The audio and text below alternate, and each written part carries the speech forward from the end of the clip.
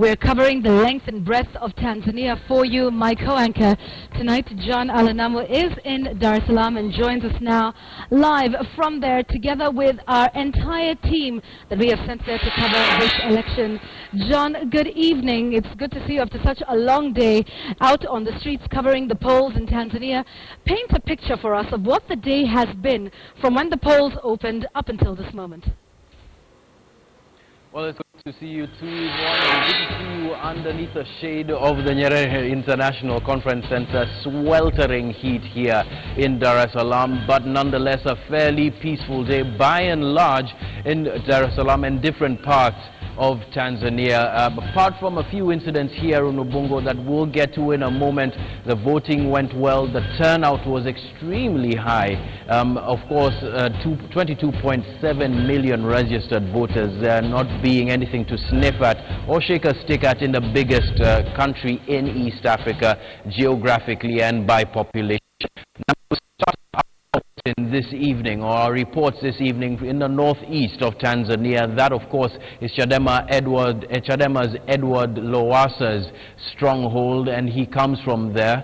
And Mercy Kandia has been following that campaign, and rather the vote counting there throughout the day, and the voting throughout the day. Vote counting has, of course, started. Let's go to her now and see what happened throughout the day in northern Tanzania, Arusha. In line with the National Electoral Commission, most polling stations within Arusha were closed by 4. Remember, the High Court made a ruling that there should be no gatherings within these polling stations, and Tanzanians did just that. They went to the polling stations, cast their votes, and went back home. The much-awaited day, Sunday, comes to an end, but Tanzanians have to wait for a little bit longer for the results. The long queues at the polling station was the clear indication that it was finally here. Many woke up early. 59-year-old Veronica Kasaine was up by 4 in the morning, ensuring that she had all the required documents. She made it to Ngarash Primary School. It's Sunday 25th, the Tanzania general election. Being the first woman to cast her vote, Veronica says her vote should make a difference to that which matters most to her. Uchaguzi huu mimi nimeupenda, maana ndani yake kuna changamoto za mabadiliko. Mimi ni mwalimu wa siku nyingi, nitastaafu, nitaacha walimu wenzangu. Nilihitaji mabadiliko hata kwenye uzee wangu. Ndio maana nikaamka, yani nikawa na ile moto wa kupiga kura. Siyo kuja usiku hivi, leo ni mara ya kwanza. By 7 a.m., the voting had started. This is Monduli village in Arusha, Tanzania, the stronghold of Chadema's Edward Lowasa, the presidential candidate. He too was here, received by excited villagers.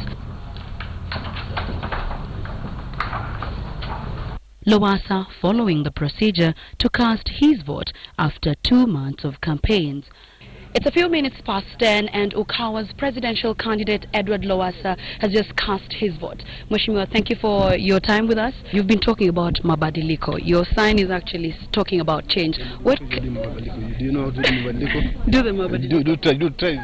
This is what you're saying in terms of the mabadiliko, Mheshimiwa. Tell us, what mabadiliko is it that you're talking about? Attitude, change in doing things, change in casting things in our country. This is what we want to do. 23.2 million voters are expected to cast their votes in what has been termed as historic in Tanzania, a tight race among 2 presidential candidates and recording the highest number of voters. At the polling stations, voters were clear of the role of the next government set to rule for 5 years. Maji sana, tuna shida ya elimu, watoto wanaenda shuleni mbali. Kwa hiyo naona watanisaidia yule nilimchagua. Tuna shida ya barabara, umeme. Kwa hiyo tunaomba serikali inapoingia madarakani ambaye itaichagua basi iangalize hilo kuweza kuwafikisha walemavu kwenye kupiga kura.